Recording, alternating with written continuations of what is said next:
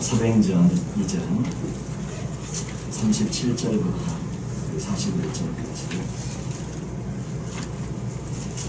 사도행전 2장 37절부터 41절까지 우리 다 찾으신 줄 알고 한 절씩 오가면서 교독하기로 했습니다. 우리 이 말을 듣고 마음에 찔려 베드로와 다른 사도들에게 물어 이르되, 형제들아, 우리가 어찌 알고 하려네. 베드로가 이르되, 너희가 회개하여 각각 예수 그리스도의 이름으로 세례를 받고 죄사함을 받으라. 그러면 성령의 선물을 받으리니. 그들이 이 말을 듣고 마음에 찔려 베드로와 이 약속은 너희와 너희 자녀와 모든 먼데 사람 곧 주 우리 하나님이 얼마든지 부르시는 자들에게 하신 것이라 하고, 또 여러 말로 확증하며 하나여 이르되, 너희가 이 유명한 세례에서 복음을 받으라 하니. 같이 읽겠습니다. 그 말을 받은 사람들은 세례를 받으며 이 나라의 지도에서 삼천지나 더하더라.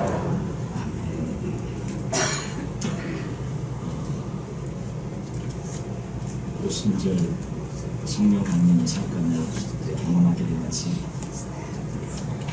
베드로가 거기에 있는 수많은 그런 하나님의 사람들, 순례객들에게 12사도를 대표해서 하나님의 말씀을 전하기를 시작을 합니다.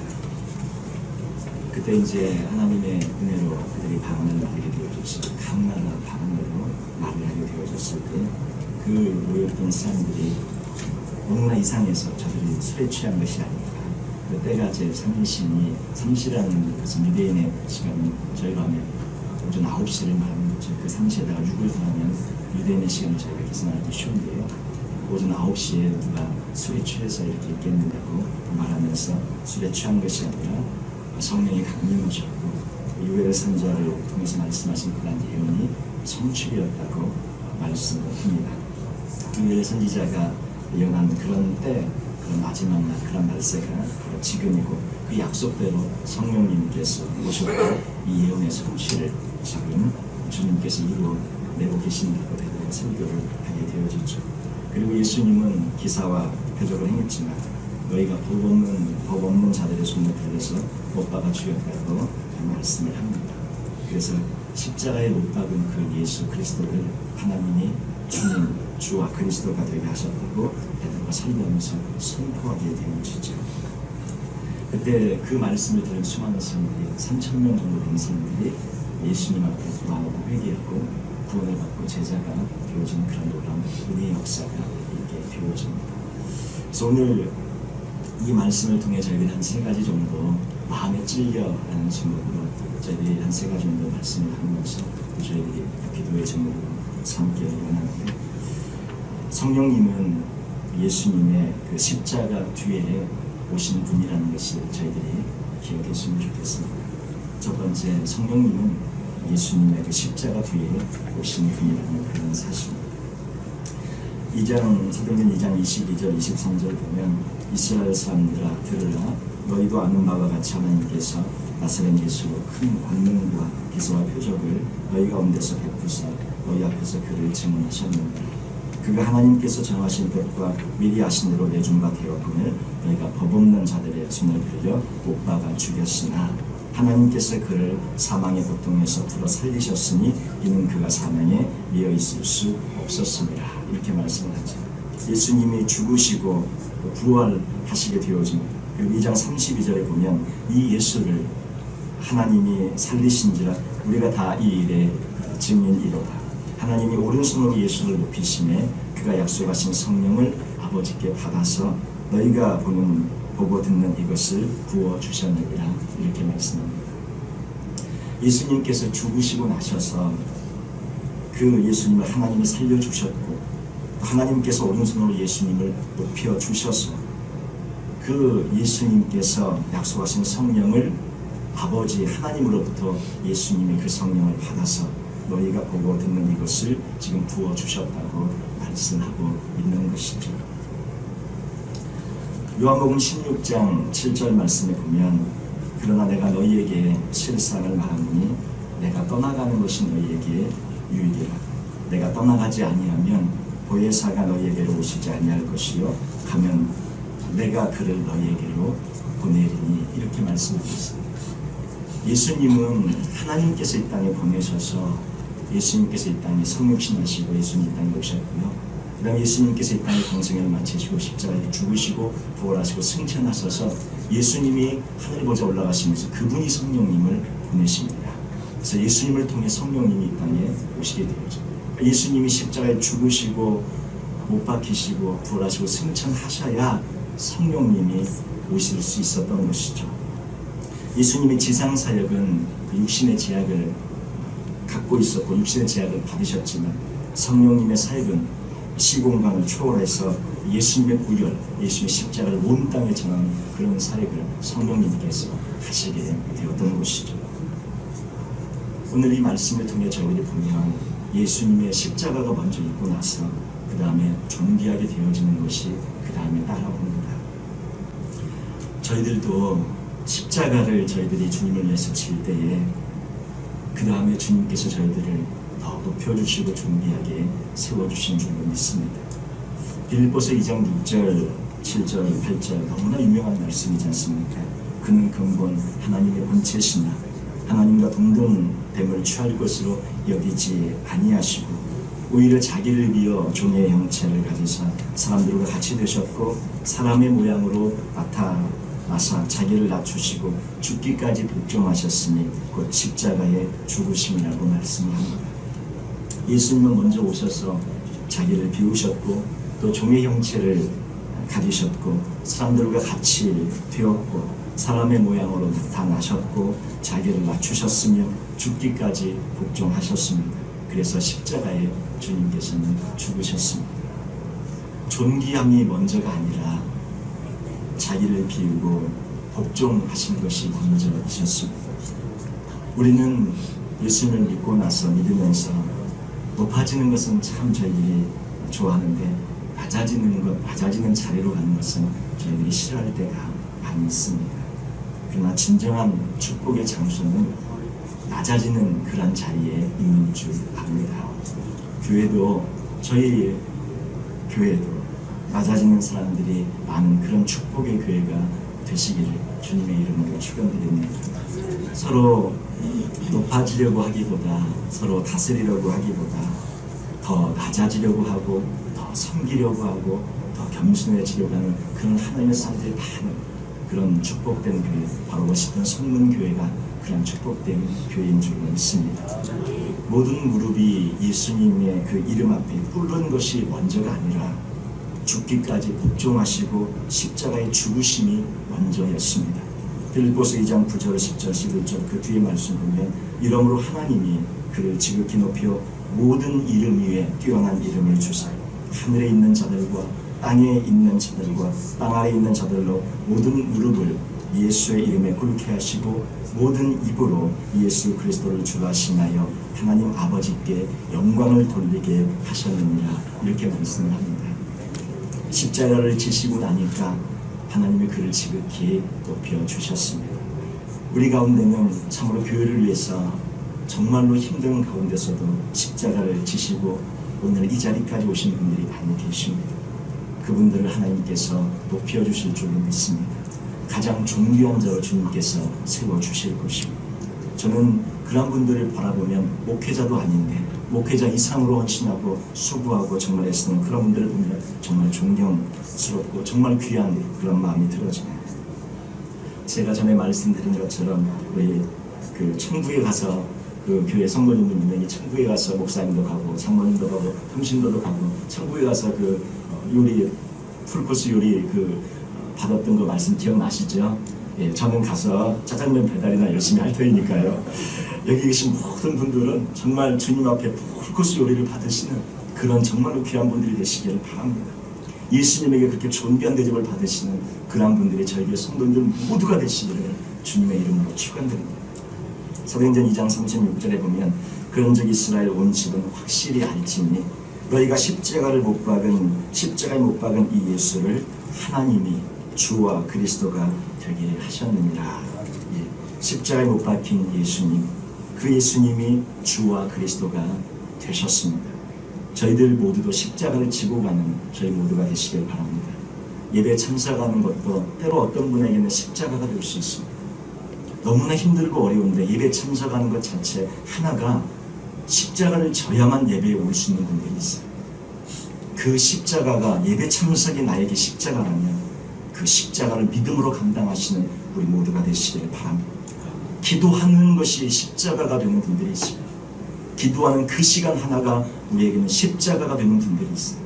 그러하실 때 그 기도함을 십자가를 지시는 마음으로 기도하시는 우리 모두가 되시기를 바랍니다. 찬송하는 것조차도 십자가일 수가 있습니다. 그 찬송하는 것 자체도 십자가일 때 그 십자가를 믿음으로 찬송하며 그 십자가를 지시길 바라고, 성경 공부하는 것, 또 주님 앞에 그 시간을 내고 주님 앞에 나오는 모든 삶의 여정이 십자가일 수 있습니다. 그 십자가를 기쁨으로 믿음으로 지시면서 믿음으로 감당하시는 우리 모두가 되시기를 주님의 이름으로 축원드립니다. 이 땅에서 그 존귀함의 그 축복의 보상이 없을 수도 있습니다. 이 땅에서 고생만 하시다가 가실 수도 있습니다. 정말로 이 땅에서 주님 위에 십자가를 지며 많은 희생의 삶을 살았는데 이 땅에서는 존귀함이나 보상이나 그 보답이 없이 고생만 하다가 가실 수도 있습니다. 그러나 우리에게는 천국이 있고 우리에게는 영생이 있습니다. 저 천국에서 가장 큰 하나님의 귀한 자들이 다 되실 줄 믿습니다. 가장 존귀한 자들이 되실 줄로 믿습니다.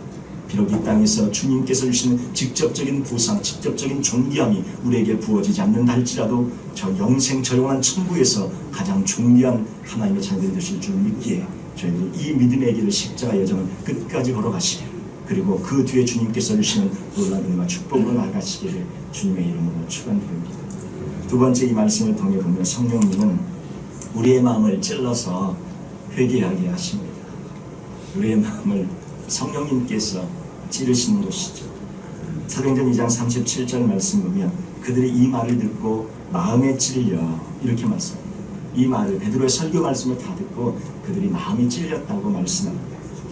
베드로와 다른 사도들에게 물어 이르되 형제들아 우리가 어찌할꼬, 그들이 마음에 찔렸을 때에 그들의 반응이 무엇이었냐면 어찌할꼬 탄식하면서 주님 앞에 물었던 것이죠.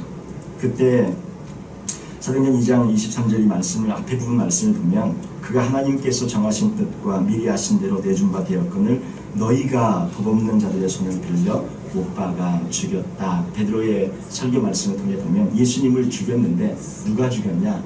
설교를 듣고 있는 그 앞에 있었던 3,000명, 뭐 더 많은 수가 있다가 3,000명만 회개했을 수도 있고 3,000명 있다 3,000명 전부가 회개했을 수도 있는데, 지금 베드로의 설교의 핵심 포인트는 뭐냐면 예수님이 십자가에 못 박혀 죽었다는 것이죠. 그런데 왜 이들이 마음이 찔렸어요? 그 예수님을 너희가 죽였다는 것입니다. 너희들의 손으로 예수님을 못 박았다는 말씀을 들었을 때에 그들이 마음이 찔렸습니다. 이것이 그들이 깨달아진 것입니다. 그들이 예수님을 못 박는데 소리질러 외쳐서 예수님을 십자가에 못 박아 죽이라고 외쳤고, 바로 그들 때문에, 그들 자기 자신 때문에 예수님이 십자가에 못 박혀졌다는 것을 깨닫고 나서 그들이 마음이 찔리게 되어졌습니다. 오늘 이 시간에도 저희들도 우리는 2000년 전에 그 자리에 있지는 않았습니다. 그러나 바로 내가 예수님을 십자가에 못 박히게 한 죄인이라는 이러한 깨달음이, 이러한 찔림이 우리 안에 있기를 원합니다. 그것을 깨닫게 되어졌을 때 그들의 마음이 찔렸습니다. 이 마음이 찔렸다는 이 표현의 정확한 의미는 심장이 쪼개지는 정도의, 심장이 쪼개지는 정도의 강한 그런 감정의 움직임을 말합니다. 마음이 찔렸다는 이 표현은 내 심장이 찢어지는 것 같은 그런 마음을 느끼는 거예요. 예수님의 십자가를 만날 때, 주님의 보혈을 만날 때 우리의 마음이 찢어지는 것 같은, 내 심장이 찢어지는 것 같은 그러한 마음을 저희들이 느끼게 되어집니다. 주님의 십자가는 누가 지게 했습니까? 2000년 전에 주님 그냥 자유로 오셔서 십자가 지신 것이 아닙니다. 그 주님의 십자가는 우리가, 바로 내가 지게 만드는 것입니다. 나 때문에 주님이 이 땅에 오실 수밖에 없었습니다. 예수님은 십자가에 못 박아, 예수님을 십자가에 못 박아 죽인 사람이 누구냐면 바로 여기 이 자리에 있는 저이고 우리 모두인 줄 압니다. 나 때문에 십자가를 지신 거예요. 나를 구원하시고자 십자가로 가신 것입니다. 이것이 마음에 와서 찔려, 이것이 우리 마음에 부딪힐 때에 주님 앞에 무릎을 꿇는 하나님의 사람들이 되는 것이죠. 마음에 찔릴 때에 오늘 본문 말씀에 보면 이들의 반응은 우리가 어찌할꼬 하면서 베드로에게 나와 묻습니다. 그런데 사도행전 7장에 보면 스데반의 설교 말씀 외에는 다른 반응을 보여주죠. 그들은 어떻게 하죠? 그들은 이를 갈고 돌을 듭니다. 사도행전 7장 54절 말씀인데요. 한번 찾아보실까요? 사도행전 7장 54절 잘 아시는 말씀입니다. 사도행전 7장 54절부터 그 뒤에 58절까지 말씀 보시면 뒤로 한 서너 장만 넘기시면 바로 있죠.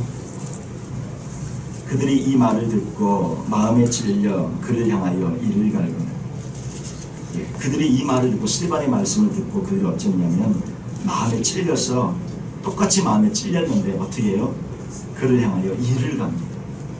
그리고는 스데반이 성령이 충만하여 하늘을 우러러 주목하여 하나님의 영광과 예수께서 하나님 우편에 서신 것을 보고 말하되 보라 하늘이 열리고 인자가 하나님 우편에 서신 것을 보노라 한데 그들이 큰 소리를 지르며 귀를 막고 일제히 그에게 달려들어 성 밖으로 내치고 돌로 칠세, 이렇게 말씀합니다.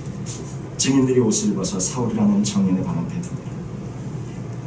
똑같은 하나님의 말씀, 베드로의 설교, 스데반의 설교, 두 가지 하나님의 말씀을 듣고 나서 한쪽은 베드로의 설교를 들었던 사람들은 베드로가 설교를 더 뛰어나게 스데반보다 잘해서 그들의 마음에 찔린 것이 아니고요, 똑같은 하나님의 말씀이었고 하나님의 감동이었습니다. 설교를 잘해서 아니면 설교를 못해서 이 반응이 나오는 것이 아니라 똑같은 하나님의 말씀이 들렸고 똑같이 마음에 찔렸는데 청중들의 반응이 달랐던 거예요. 한쪽은 마음이 찔려서 주님 앞에 나와서 우리가 어찌하면 좋겠습니까 하고 주 앞에 그들이 어떻게 하면 좋겠는지를 묻고 그들이 회개하고 주 앞에 나오지만, 다른 한쪽은 그 말씀을 듣고 마음에 찔렸지만 이를 갈고 돌을 들어서 스데반 집사님을 쳐서 죽이는 이런 결과를 가져오게 되어졌습니다. 말씀이 마음을 찌르면 지금 누가 찌르고 계시는 것입니까? 성령님이 찌르고 계시는 것입니다. 말씀이 마음을 찌르면 지금 사실은 하나님의 음성을 듣고 계시는 거예요. 마음의 찔림을 느끼는 사람은 성령님께서 이미 함께하고 계시기에 마음의 찔림이 있는 것입니다. 성령님께서 이렇게 찔리게 우리에게 이끌어 주시는 거예요. 말씀을 들을수록 읽을수록 사실은 더 찔립니다. 말씀을 많이 읽으신 분들이 더 찔리고요, 말씀 앞에 설리고 몸부림치신 분들이 더 찔리게 되어져 있습니다. 찔릴수록 어떻게 해요? 성령님으로 저희들이 충만하고 생으로 나아갈 수 있는 그런 기회들이 쏟아부어지고 있는 것이죠. 성령님이 임할수록 마음이 찔리는 것이 강해집니다. 그런데 이 마음에 찔림이 왔을 때 그 앞에 무릎을 꿇고 자복하면 그것이 은혜가 되어지지만 그것을 거절하고 이를 가면 그 성령님의 은혜가 저희에게 올 수가 없는 것이죠. 히브리서 4장 12절 말씀 보면 하나님의 말씀은 살아있고 활력이 있어 운동력이 있어 저희 날선 어떤 검보다도 예리하여, 우리 한번 찾아볼까요? 히브리서 4장 12절.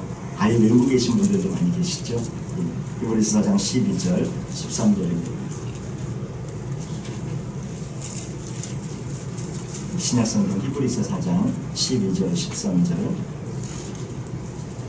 같이 한번 한 목소리를 읽겠습니다. 하나님의 말씀은 살아있고 활력이 있어 저희 날선 어떤 검보다도 예리하여 몸과 영광과 관절과 골수를 찔러 쪼개기까지 하며 또 마음의 생각과 뜻을 판단하나니 지으신 것이 하나도 그 앞에 나타나지 않음이 없고 우리의 결산을 받으실 의 눈앞에 만물이 벌거벗은 것 같이 드러나느니라. 아멘. 아멘. 하나님의 말씀은 살아있고 운동력이 있어 좌우의 날선 어떤 검보다도 예리하여, 그 하나님의 말씀이 뭐하냐면 우리의 혼과 영감의 관절과骨을 찔러 쪼개고요, 그 다음에 마음의 생각과 뜻을 판단합니다. 그리고는요, 지으신 것이 하나도 그 앞에 나타나지 않는 다 나타나게 합니다. 말씀이. 그리고 우리의 결산을 받으시는 앞에 만물이 벌거벗은 것 같이 드러나게 합니다. 그러니까 우리의 마음을 드러내고 우리의 생각을 드러내고 우리의 모든 지난날의 삶을 드러내고 우리의 모든 모습이 나의 내면이 그냥 벌거벗은 것 같이 말씀을 앞에 서면 다 드러나버리게 돼요. 그래서 마음이 찔리는 거예요. 어느 누구에게도 어느 곳에서도 찔리지 않는데 희한하게도 말씀 앞에만 서면 마음이 찔리고 마음이 아프고, 말씀 앞에만 서면 왜 그런지 우리의 마음이 뭉클해지고, 내가 잘못 살았구나, 내가 이렇게 살면 안 되는데 내가 너무나 잘못 살았구나 하는 것을 느끼게 되어지는 것입니다. 말씀이 그렇게 하세요. 벌거벗은 것까지 드러나게 하시고 우리의 모든 실체를 말씀이 다 적나라하게 보여주고 있기 때문입니다. 그래서 내면이 벌거벗은 것까지 드러나고 우리의 마음이 드러나게 되었죠. 그래서 찔리는 것이 사실은 축복인 줄로 믿습니다. 그래서 어찌할꼬 라고 물으시면서 나오시는 우리 모든 성도들 되시기를 주님의 이름으로 축원드립니다. 이를 갈면 안 되겠죠. 예. 디모데후서 3장 16절 17절도 한번 찾아보실까요? 너무나 귀한 말씀드리고 너무나 좋은 말씀들인데, 디모데후서 3장 16절 17절 보시면, 뒤로 좀 더 넘겨서 한번 보시죠. 디모데후서 3장 16절 17절 신약성경 345쪽 그 어간입니다. 찾기가 조금 어려우실 것 같아요. 페이지를 디모데후서 3장 16절 17절 신약성경 345쪽 함께 한번 같이 한번 읽겠습니다. 모든 성경은 하나님의 감동으로 된 것이고 교훈과 책망과 바르게 함과 의로 교육하기에 유익하니 이는 하나님의 사람으로 온전하게 하며 모든 성안들을 행하는 능력을 갖추게 하려 함이라. 아멘. 성경은 하나님의 말씀이 이렇게 하는 역할이에요. 하나님의 말씀이 교훈을 우리에게 줍니다. 교훈을 우리에게 알려주세요. 교훈을 주세요. 그리고 하나님의 말씀이 우리를 책망하세요. 그 책망을 받으시는 분들이 복된 분들이에요. 요즘은 우리 애들도 부모님들의 말 듣습니까? 뭐 무슨 말만 하면 정말 위에서 하는 말인데 말을 안 듣잖아요. 정말 위에서 해주는 말인데 한 10분만 되면 우리 한 성도님이 그러시더라고요. 그냥 다 공감하는 말. 애들하고 얘기한 한 5분만 지나고 10분만 지나면 어느새 말싸움을 하고 있는 자신의 모습을 발견하게 된다는데, 우리 모두가 그러고 있는 것 같아요. 근데 주님의 말씀이 책망하십니다. 그 책망의 그 음성을 저희들 듣게 원하고 바르게 함. 주의 말씀이 우리를 바르게 합니다. 그리고 주의 말씀이 의로 교육합니다. 우리를 주님의 말씀이 하고 있는 거예요. 그래서 하나님의 사람으로 말씀이 온전하게 해요. 이 말씀을 들을 때 우리가 찔리고 주 앞에 나와서 주 앞에 복종할 때 우리가 온전한 그런 하나님의 사람이 되고 모든 선한 일을 행할 능력을 갖추는 그런 사람이 바로 말씀이 그렇게 하고 있다는 것이죠. 그래서 말씀을 읽으시면 읽으실수록 찔림이 더 많이 오는데, 저희들이 말씀 앞에 더 많이 서시고, 저희들이 지금 성경 1독, 성경 2독, 성경 3독을 저희들이 지금 하고 있지 않습니까? 뒤에 성경 읽기표를 만들었는데 너무나 감사한 게 제가 50장 정도를 값해서 놨는데 다 가져가셨어요. 너무너무 감사해요. 제가 한 50장을 더 해놓고 그랬습니다. 이게 집에 또 보시고 이렇게 해서 제가 더 해놓고, 제 믿음이 부족했나 봐요. 제가 50장 해놓고 이게 가겠나 했는데 한 주 만에 다 사라졌어요. 너무너무 감사합니다. 예. 제가 더 많이 카피를 해놓을 테니까 이렇게 말씀을 읽으시면서 주 앞에 나아가시길 바랍니다. 늘 말씀을 사모하세요. 그리고 오늘 말씀, 이 설교 말씀은 누가 들어야 될 하나님의 말씀이죠? 바로 내가 들어야 될 하나님의 말씀인 줄로 믿습니다. 모든 설교 말씀을 아멘으로 받아들이셔서 모든 설교 말씀을 찔림으로, 그리고 어찌할꼬 하면서 주 앞에 나온 그런 말씀으로 받아들이시길 바랍니다. 그러면 주님의 축복이 말씀을 통해 책망하고 교훈하고 바르게 함과 의로 교육하신 모든 것들이 말씀을 통해 우리에게 그대로 임하고, 그래서 하나님의 사람으로 저희들이 온전하게 되어지고 모든 선을 행할 능력을 갖추는 그런 위대한 하나님의 사람들이 될 줄로 믿습니다. 저는 신학교에 들어갔을 때, 처음에 이제 신학교에 들어갔을 때 결심 아닌 결심인데요. 제가 한 가지 결심을 한 게 있는데, 그게 뭐냐면 어느 분이 말씀을 전하든지 그 말씀 전하는 분을 그 눈을 끝까지 쳐다보자. 제가 이게 한 가지 결심인데, 그리고 또 설교 시간에 눈 감고 있지 말자. 제가 이걸 왜 이런 말씀을 드렸냐면, 오늘 혹시 뭐 잠깐 앞뒤에 좀 피곤하신 분 계셨는지 몰라요. 전혀 지금 우리 성도님들 하신 말씀 아닙니다. 이해하시고 양해하시고 들으십시오. 우리 성도님들은 너무너무 귀한 분들이에요. 제가 이렇게 성도님들 눈을 쳐다보고 설교할 수 있고 너무나 감사하고 저를 이렇게 바라봐 주셔서 저는 막 힘이 나고 너무 좋습니다. 근데 이제 제가 이렇게 신학을 하면서 이렇게 지나보면 가끔 이제 같은 우리 동료 우리 분들 아니면 또 우리 목사님들 또 같이 이제 만나게 되고 이제 또 신학생들 모임이 있고 뭐 전사님들 이제 그런 시대를 거쳐오면서 또 목사님이 되어줘서 이제 목사님들과의 그런 모임이나 이런 데 보면 설교를 이렇게 하실 때가 다른 목사님 설교하실 때 목사님들이 이제 있는데 목사님 그룹에서 목사님 설교하실 때가 있어요. 그러면 제가 제일 마음이 안타까운 것이 그분 중에 한 서너 분은 꼭 눈을 감고 이러고 계십니다. 아니 설교가 너무 감동적이어서 막 그래서 그러고 계신지 아는 걸 알겠는데 그렇게 감동적인 설교 막 이러는 것이 아니에요. 그런데 눈을 감고 계시고 다른 데를 쳐다보고 계시고 이렇게 하십니다. 근데 제 마음이 너무나 아프고 너무나 참 그랬어요. 하나님의 말씀을 전하고 있는데 어째서 눈을 감고 계십니까? 듣지 않는다는 거죠. 그러니까 들으시는데 집중하지 못하고 계신 거죠. 그리고 하나님의 말씀을 듣는데 어째서 그 하나님의 말씀을 전하는 사람을 똑바로 쳐다보지 못하고 말씀을 제대로 전하는 사람의 눈을 보지 못할까? 그래서 저는 한 가지 결심 아닌 결심을 했었습니다. 누가 말씀을 전하든지 그가 나이가 어리든지 나이가 아주 많든지 그가 집사님이든지 권사님이든지 장로님이든지 어느 누구든지 간에 상관없이 하나님의 말씀을 들고 다니셔서 말씀을 전하면 그 하나님의 말씀에 대한 존경함과 그 말씀에 대한 경외함으로 그 말씀을 전하는 자를 쳐다보고 그 말씀을 전하는 자의 입술을 통해 오늘 나에게 어떤 말씀이라도 한마디 혹시 주님께서 하실까 하면서 그 말씀 전하는 자를 뚫어지게 쳐다보고 뚫어지게 사모하면서 그의 입술을 통해 주의 음성이 한마디로 들려지길 원하면서 그렇게 나아가게 결심하는 결심을 했었습니다. 그 마음 지금도 변함이 없습니다.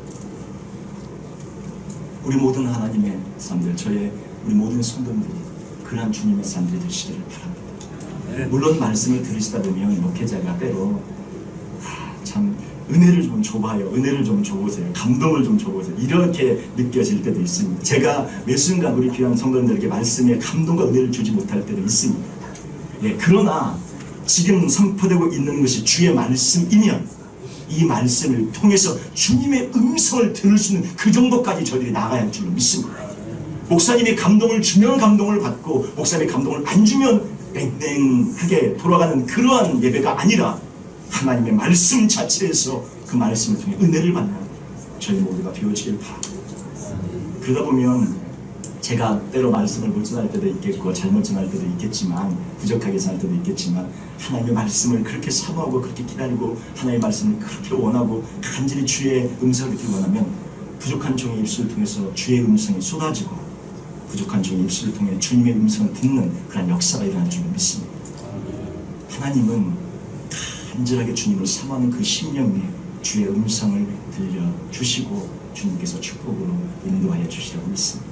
우리 모든 성도님들도 그러한 분들이 되시길 바랍니다. 절대 누가 단에 서든지 누가 말씀을 전하든지 구역 안에서 우리 구역장님들이 정말로 수고하고 준비한 말씀을 전하는데 전부 고개 숙이고 딴 데 쳐다보시지 마시고 그 구역장님을 끝까지 경청하면서 쳐다보고 그들에게 눈으로 쳐다보면서 내가 우리 집사님을 지원합니다. 내가 집사님의 그 지금 전하고 있는 말씀에 내가 쳐다보면서 격려합니다. 내가 마음으로 응원합니다. 그러한 간절한 열망을 담아서 우리 집사님들을 쳐다보시고 찬양을 하고 찬송을 하면 같이 힘을 모아서 그렇게 하는 우리 모두가 되시기를 바랍니다. 누가 전하든지 상관없어요. 말씀이기 때문에 그 말씀에 대한 경외함을 존경함과 존중함을 보이시라는 것입니다. 그럴 때 하나님의 은혜가 임하고 하나님의 역사가 임할 줄로 믿습니다. 그래서 말씀을 들을 때 이 마음에 찔려서 하나님 사람들이 주 앞에 나오는데 또 늘 그러지 않습니까? 오늘 이 말씀 드리면 저 사람 좀 찔리겠구나. 저 사람 찔리겠네. 저 사람 좀 찔려야 돼. 이렇게 하지 마시고 이렇게 하지 마시고 주님 내가 찔립니다. 이렇게 나와요. 내가 주님 내가 오늘 안 찔렸는데 그리고 가실 때 답답하셔야 돼요. 주님 제가 오늘 안 찔렸는데 이 말씀을 통해서라도 제가 오늘 저를 찔리게 해달라고. 주님, 제 마음이 아프고 제가 찔립니다. 오늘 주님 저 들으라고 하셨던 말씀이시죠? 제가 듣겠습니다. 제가 아멘으로 받겠습니다. 이렇게 하셔야 됩니다. 주님, 오늘 저 들으라고 주님께서 말씀하신 것이죠. 주님, 저 때문에 그 말씀하신 것이죠. 주님의 말씀인 줄 알고 제가 아멘으로 받겠습니다. 마음이 찔릴 때마다 그렇게 하십니다. 일을 가시면 안 돼요. 마음이 찔릴 때마다 그렇게 하십니다. 제가 듣겠습니다. 단 한마디도 중부채기 하는 말로 제가 받겠습니다. 주님, 이 사람은 믿음의 거인이 됩니다. 그런데 우리는 말씀을 가려 듣습니다. 듣기 좋은 말씀만 듣고 듣기 좋은 말씀만 좋아합니다. 또 쉬운 말씀만 듣습니다. 어려운 말씀은 부담스러워합니다. 축복의 말씀만 듣습니다. 십자가에 대한 말씀은 부담스러워합니다. 조금만 어려운 말씀이 나오면 바로 마음문을 닫아버립니다. 조금만 힘든 헌신에 대한 말씀이 나오면 바로 마음을 닫고 거절합니다. 근데 사실 우리가 돌아보면, 우리 인생을 돌아보면 주님을 위해서 도대체 뭘 얼마나 했나 한번 주님 앞에 정확하게 주님께서 계산해보자 한번 하고 장부를 펼치시면 거기 뭐 얼마나 적혀 계실 것 같습니다. 우리의 목숨을 내어놓아도 주님이 우리를 위해서 베푸신 사랑과 은혜 앞에서는 적어놓을 것이 없을 것입니다. 모든 것을 드려도 그저 감사할 뿐이고, 우리가 주님을 위해서 한 것이 사실 많은 것이 아닙니다. 그것이 자기 자랑이 돼서 그 조그만 것이 의가 돼서 교만하고 자랑하고 정죄와 비난의 도구로 삼는 그런 것이 아니라 그저 나 같은 것을 써주셔서 감사, 이것밖에 못해서 주님 죄송하다고 늘 고백하며 주 앞에 부끄럽고 죄송한 마음으로 나와서 예배하고 선교 봉사하는 것이 진정한 하나님의 사람들이 가져야 될 마음이 아닐까. 믿음이 깊어질수록 더 찔립니다. 이사야가 주님을 만나고 주여 화로도 나여 망하게 되었도다 죄인임을 고백했고, 바울이 죄인 중에 계시라고 주님 앞에 더 믿음이 깊어지면서 고백했고, 베드로는 십자가에 거꾸로 못 박혀서 죽어가면서 주님 앞에 고백합니다. 더 죄에 대한 자각이 깊어지고 더 마음이 찔려서 견딜 수가 없어서 어떻게 하든지 주의 이름과 영광을 위해 살고 싶은 그런 마음으로 살아가게 되었지만, 더 찔리시기를 주님의 이름으로 축원드립니다. 예수님을 죽인 것에 대한 깊은 찔림이, 나 때문에 오실 수밖에 없었던 그 예수님을 바라보시면서 그 은혜로 충만하시고 그 찔림으로 말미암아 모든 하나님의 사람으로 살아가시는, 그리고 교회를 섬기시고 하나님의 나라를 세워가시고 우리의 가정을 섬기시고 우리의 모든 삶의 여정을 섬기시는 우리 모두가 되시길 주님의 이름으로 축원드립니다. 마지막으로 세 번째, 시간이 좀 가고 있는데요, 세 번째 간단히 좀 살펴보겠습니다. 성령님은 우리가 회개하고 죄사함을 받으면 성령의 선물을 주시는 분이십니다. 마음에 찔려서 주 앞에 회개하고 죄사함을 받게 되어졌죠. 2장 38절에 보면 베드로가 이르되, 우리 한번 2장 38절 같이 읽을까요? 2장 38절, 사도행전 2장 38절입니다.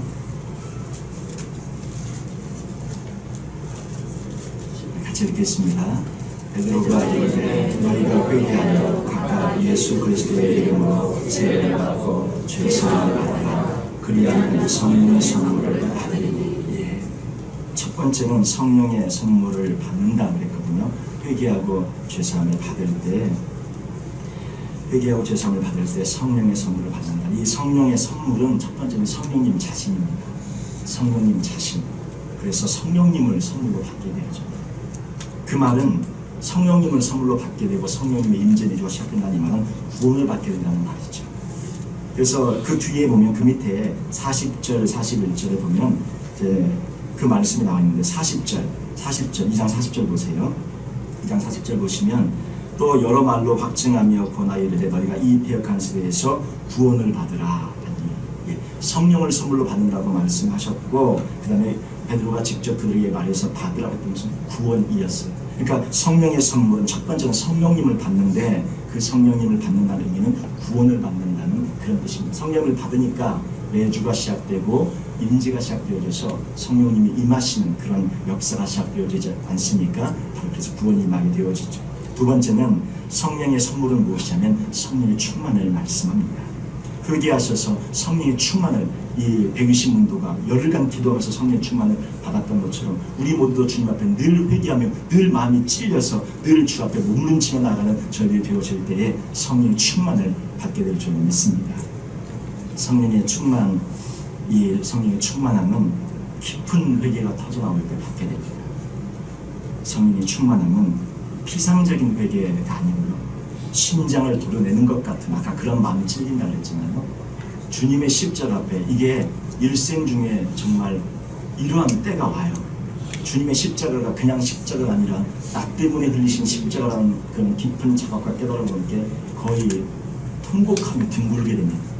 그런 하나님의 은혜, 이것이 처음 예수 믿을 때도 올 수 있지만 이 많은 시간이 지나가면서 성령이 충만함이 올 때 이것이 같이 동반되는 경우들이 많습니다. 심장을 도려내는 것 같은 깊은 회개가 와요.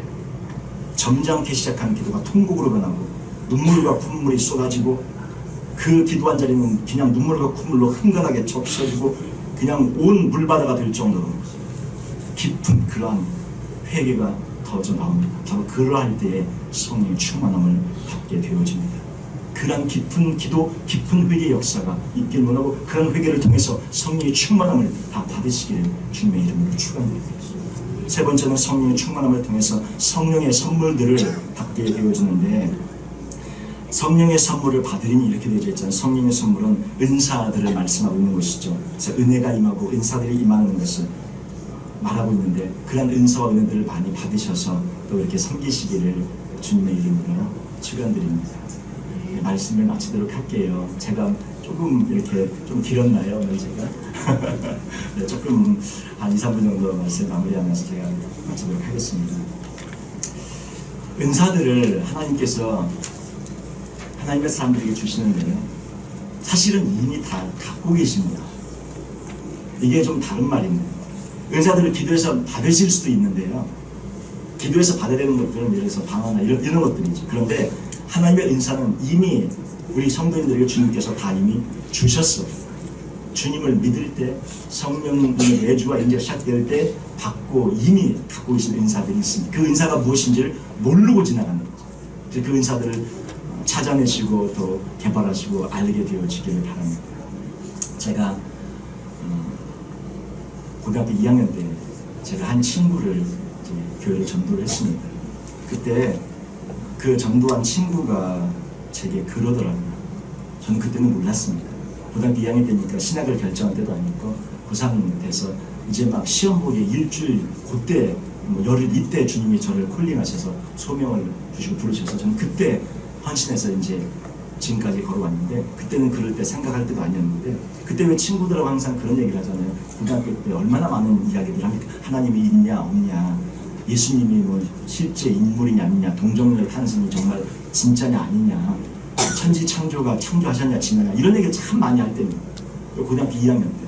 근데 이런 이제 이야기를 많이 할 때인데, 그 친구가 제게 뜬금없이 갑자기 그런 얘기를 하는 거예요. 얘기를 하는 중에 갑자기 무슨 얘기를 하냐면, 근데 있잖아, 나는 네가 저에게 나는 네가, 그 친구가 저에게 나는 네가 그 무슨 말을 하면, 하나님에 대해서 말하고 성경에서 말을 하면 넌 다른 아들과 다른 걸 느낀대. 그 무슨 말이냐 그랬어요. 제가 무슨 말이니까, 네가 말을 하면 힘이 있대. 네가 말을 하면 파워가 있대. 저는 지금 제가 지금 말씀드리는 것이, 그때는 몰랐습니다. 하나님의 말씀을 전하는 자로 주님이 부르셔서 이게 이렇게 가게 하시려고 그러셨는지 모르지만, 지금도 제가 전하는 말이 무슨 파워가 있고 힘이 있다 그런 얘기를 하고 있는 차원이 아니라, 하나님께서 주에게를 가게 하려고 그런 말을 전하고 하나님의 말씀을 전할 수 있는 그런 하나님의 은혜의 길을 열어주셨던 것을 그때 몰랐던 것이, 근데 이미 주어져 있었던 거예요. 나중에서야 제가 소명을 발견하고 그 일을 가게 되어졌는데, 우리 하나님의 모든 성도님들에게는 이미 하나님 주신 은사와 은혜들이 이미 주어져 있다는 것입니다. 어떤 분에게는 치유의 능력과 은사가 입에 있고, 어떤 분에게는 지식의 말씀이, 어떤 분에게는 지혜의 말씀이, 어떤 분에게는 믿음이, 어떤 분에게는 귀신을 쫓는 은사가, 하나님의 은사가 이미 임해져 있어요. 그것이 무엇인지를 찾아내시길 바랍니다. 그래서 그 은사를 찾아내셔서 은사를 활용하시고 그 은사를 가지고 주님을 섬기신 우리 모두가 되시기를 주님의 이름으로 축원드립니다. 우리 같이 기도하겠습니다.